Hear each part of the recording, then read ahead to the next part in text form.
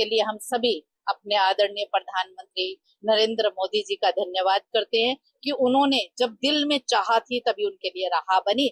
उन्होंने सोचा और उन्होंने चाहा कि देश की महिलाओं को सशक्त बनाना है और राजनीति के अंदर लेकर आना है, और इसी बात को ध्यान में रखते हुए मोदी जी ने सभी महिलाओं के लिए ये जो बिल लेकर आ रहे हैं, जो 16, 17, 18 को जिसके ऊपर चर्चा होनी है। हालांकि ये बिल जो है 2023 के अंदर पास हो चुका है, लेकिन इसके अंदर अभी तक इसको लागू नहीं किया गया था। अब इसे लागू किया जाएगा। 16, 17, 18 तारीख को इसके ऊपर संशोधन होना है, इस पे बातचीत होनी है, चर्चा होनी है, और उसके पश्चात ये लागू होगा। हम सभी इस बिल का समर्थन करती हैं और चाहती हैं कि जल्दी से जल्दी से लागू किया जाए, और आने वाली विधानसभा और लोकसभा के चुनाव के अंदर हमारी महिलाएं भागीदारिता निभाएं। अब ये केवल मतदान करने ना जाएं, बल्कि साथ में राजनीति के अंदर अपनी नीति निर्माण के अंदर कार्य करें। इस प्रकार की हमारी सोच है। हम मोदी जी का बहुत धन्यवाद करते हैं और आपकी प्रेस के माध्यम से भी ये संदेश देना चाहते हैं कि सभी महिलाएं आप जागरूक होकर खड़ी हो जाएं और राजनीति के अंदर सक्रिय हो जाएं। धन्यवाद। हमारे साथ मलिक रोजी नंद भी है, पूर्व चेयरमैन मैन, आप क्या कहना चाहेंगे? बहुत ही हर्ष का विषय और बहुत लंबा इंतजार जो है आज समाप्त हुआ है, और हम लोग जो हैं अपने यशस्वी प्रधानमंत्री जी का धन्यवाद करते हैं कि उनकी सोच को हम नमन करते हैं कि उन्होंने ये जो नारी शक्ति वंदन अधिनियम है उसको लाने का और उसको पास करवाने के लिए जो विशेष सत्र बुला रहे हैं, इसमें उसका मसौदा पूरा तैयार किया जाएगा और फिर संसद में और विधानसभाओं में जो नारी जगत है उसकी भी आवाज गूंजेगी। निश्चित रूप से बराबरी का दर्जा है, क्योंकि आज हमारे देश में आधे से ज्यादा महिलाएं हैं। तो जब जिस फील्ड से जो हो, तो जब नीति निर्माण कुछ करना है, तो जब महिलाओं की भागीदारी होगी तो निश्चित रूप से मेरे भारतवर्ष की दशा और दिशा बदलेगी। मैं पुनः एक बार फिर से यशस्वी प्रधानमंत्री जी को धन्यवाद देती हूँ, उनके सोच को धन्यवाद देती हूँ कि उन्होंने बेटी बचाओ बेटी पढ़ाओ से लेकर उज्ज्वला योजना से लेकर और उसके बाद शौचालय योजना लेकर फिर जनधन खाते हो, चाहे नगर परिषद, नगर पालिका, पंचायत में आरक्षण हो, और अब विधानसभा और संसद में भी जो मिलने जा रहा है उसमें महिला जगत उनका हमेशा से आभारी रहेगा। उनकी दीर्घायु, अच्छी सेहत की कामना करें। Thank you ma'am. आप क्या कहना चाहेंगे? जो नारी शक्ति वंदन अधिनियम माननीय प्रधानमंत्री जी ने हम महिलाओं को दिया है, इसके लिए मैं कोटि कोटि धन्यवाद अपने माननीय प्रधानमंत्री जी का करना चाहूंगी। तो आज हम देख रहे हैं कि सभी महिलाओं में उत्साह है, बहुत ज्यादा उत्साह है, क्योंकि हम लोगों को लगता था कि राजनीति में हमारी भागीदारी बहुत कम है, हम कार्यकर्ता के रूप में कार्य करते थे, मगर हम इससे हमारे मन में लगता है कि अब आने वाले समय में हमें भी मौका मिलेगा, हम राजनीति में और आगे जा सकेंगे। हमारी विधानसभा की सीटें बढ़ रही हैं, हमारी लोकसभा की सीटें बढ़ रही हैं, इसका मतलब ये है कि हम किसी का हक नहीं मार रहे हैं। तो सीटें बढ़ रही हैं, हम उसमें हम आगे बढ़ रहे हैं। 33% का आरक्षण दिया है, उसके लिए मैं माननीय प्रधानमंत्री जी का बहुत बहुत धन्यवाद करना चाहूंगी। शुरू से ही जैसे कि 2014 में हमारे माननीय प्रधानमंत्री जी आए थे और 2015 से उन्होंने बेटी बचाओ बेटी पढ़ाओ की महिलाओं के लिए योजना लाए हैं, और लिंगानुपात देख रहे हो कि कहां से कहां आ गया, 8 से 68 से 931 933 पर ये लिंगानुपात आया है। तो इतना किसी प्रधानमंत्री ने नहीं सोचा महिलाओं के लिए जितना हमारे माननीय प्रधानमंत्री जी ने सोचा है। चाहे वो धनजन खाते हो, कि हम लोगों को महिलाओं को क्या करना पड़ता था, चीनी के डब्बे में पैसे रख रहे हैं, चाय पत्ती में रख रहे हैं, फिर वो पैसे उठ जाते थे। मगर अब क्या है, हमारे पास एक खाता है, कोई भी महिला चाहे 10 रुपए भी हो धनजन खाते में अपने जमा कर सकती है बिना किसी को बताए। तो मैं और जैसे कोई भी महिला है वो किसी भी थाने में जाकर किसी पुरुष भाई के साथ अपनी बातें शेयर नहीं कर सकती थी, तो उन्होंने हमें महिला थाने दिए हैं, वहां पर एक महिला हमारे महिला के दर्द को आराम से समझ सकती है। उसके लिए भी मैं कोटि कोटि धन्यवाद करना चाहूंगी माननीय प्रधानमंत्री जी का। ये तो सुबह से शाम हो जाएगी अगर मैं योजनाएं बताने लगूं, मगर फिर भी दिल से धन्यवाद। राजनीति में मैं कहूंगी अपनी बेटियों को, अपनी महिलाओं को कि आगे आए, हमारे प्रधानमंत्री जी आपके साथ हैं, आगे बढ़े और अपनी भागीदारी दिखाएं। धन्यवाद मैम। आप क्या कहना चाहेंगे?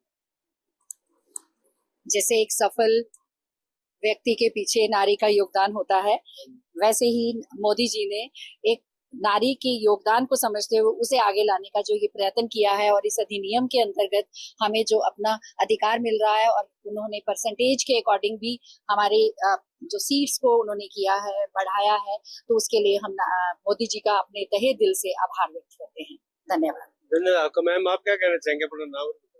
मैं doctor Amanpreet DAV college Yamunanagar से हूँ।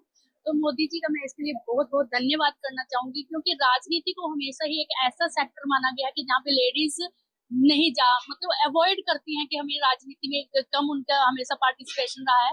बट ये जो अधिनियम आ रहा है, इससे उनको प्रोत्साहन मिलेगा और लेडीज आगे आने के लिए प्रोत्साहित होंगी और बढ़ चढ़कर मुझे लगता है भाग लेंगी, क्योंकि उनको एक ऐसा मौका मिला है शायद जिसकी काफी टाइम से काफी जो जरूरत थी देश को थी, देश की बेटियों को थी और नारियों को थी, और इसका हम पूरा फायदा उठाएं। Thank you ma'am. आपका क्या विचार? मैं भी छू सकती हूँ आसमान, मैं भी छू सकती हूँ आसमान, बस एक मौके की है तलाश, बस एक मौके की है तलाश। और इस मौके की तलाश को समाप्त किया है हमारे आदरणीय प्रधानमंत्री श्री नरेंद्र मोदी जी ने, जिन्होंने हमें नारी शक्ति वंदन अधिनियम के तहत 33% आरक्षण देकर हमारे आज जो राजनीतिक सफर का प्लेटफॉर्म है उसे और भी मजबूत किया है। आज की नारी पुरुषों के साथ कदम से कदम मिलाकर चलने में सक्षम है, इस बात को उन्होंने सिद्ध किया है। और नारी शक्ति के सिर पर इस तरह से अपना हाथ रखकर उन्हें 33% आरक्षण देकर प्रधानमंत्री नरेंद्र मोदी जी ने हमें एक मजबूत दिशा की और हमारा दिशा निर्देश किया है। पुनः मैं आदरणीय प्रधानमंत्री श्री नरेंद्र मोदी जी का इसके लिए आभार व्यक्त करती हूँ और ठाकुर जी से प्रार्थना करती हूँ कि उनका हाथ हमारे सर पर हमेशा बना रहे, हम भारतवासी हमेशा उनके नेतृत्व के अंदर ही काम करें। धन्यवाद। Thank you ma'am. जिस तरीके से बिल आ रहा है 3 दिन स्पेशल महिलाओं को दिए जा रहे, क्या कहना चाहोगे? ये बड़ा ही हर्ष का विषय है कि नारी शक्ति वंदन अधिनियम पास होने जा रहा है। इससे महिलाओं की भागीदारी बढ़ेगी समाज में, और मुझे लगता है विकसित समाज का एक यही दृष्टिकोण, एक ऐसा अच्छा दृष्टिकोण है कि महिलाओं को 33% भागीदारी देने की कोशिश की जा रही है। तो महिलाएं कंधे से कंधा मिलाकर और नीति निर्माण में मदद कर पाएंगी। तो हम जो विकसित भारत का स्वप्न देखते हैं उसमें महिलाओं की भागीदारी भी सशक्त महिला की उभर के सामने आएगी। Thank you ma'am. आपका क्या? नारी शक्ति वंदन अधिनियम लाकर माननीय नरेंद्र मोदी जी ने जो महिलाओं को 33% आरक्षण दिया है, इसके लिए मैं माननीय मोदी जी का तहे दिल से धन्यवाद करती हूँ। अब घर में काम करने के साथ साथ महिलाएं अपनी देश चलाने में भी भागीदारी देंगी।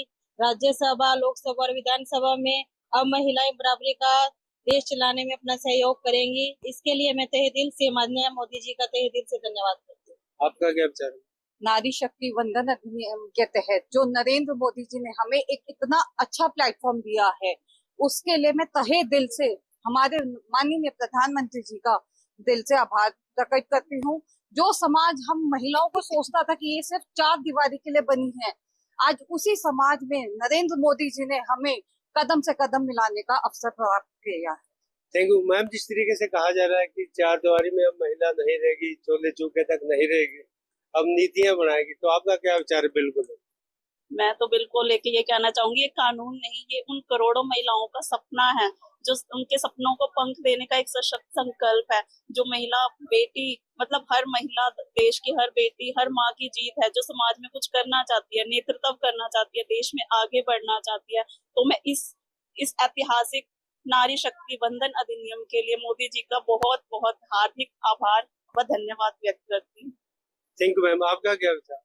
हाँ जी, मैं ये इसके अधिनियम के लिए मोदी जी का धन्यवाद करती हूँ कि उन्होंने हमारे लिए सोचा है कि हम सिर्फ घर ही नहीं, हम देश को भी संभाल सकते हैं, और इसके लिए मैं मोदी जी का तहे दिल से धन्यवाद करती हूँ। मैम, आपसे एक बार दोबारा बात करें, जब नई संसद बनी सबसे पहले महिलाओं को ही बनाया और आपको मौका मिला वहाँ जाने का, तो आज जिस तरीके से उसी संसद में बिल पास हो रहा है, तो क्या कहना चाहोगे? ये ऐसा पल है कि मैं शब्दों में बयान नहीं कर सकती, क्योंकि 33 साल हो गए इस फील्ड में, और इसका हमने जो महिला बिल का विधेयक का जो हाल था, ये भी हमने देखा कि किस प्रकार से महिलाओं को अपमानजनक स्थिति उससे लगती थी जब वो बिल के टुकड़े टुकड़े करके ये पुरुष प्रधान समाज जो था, जो राजनीति के लिए महिलाओं की वोट तो चाहते हैं लेकिन उनको अधिकार नहीं देना चाहते, वो बड़ा मन दुखी होता था। और मैं अपने भाई प्रधानमंत्री यशस्वी नरेंद्र भाई मोदी जी का धन्यवाद करती हूँ, उनकी सोच का धन्यवाद है। और उस माँ को मैं नमन करती हूँ जिनकी कोख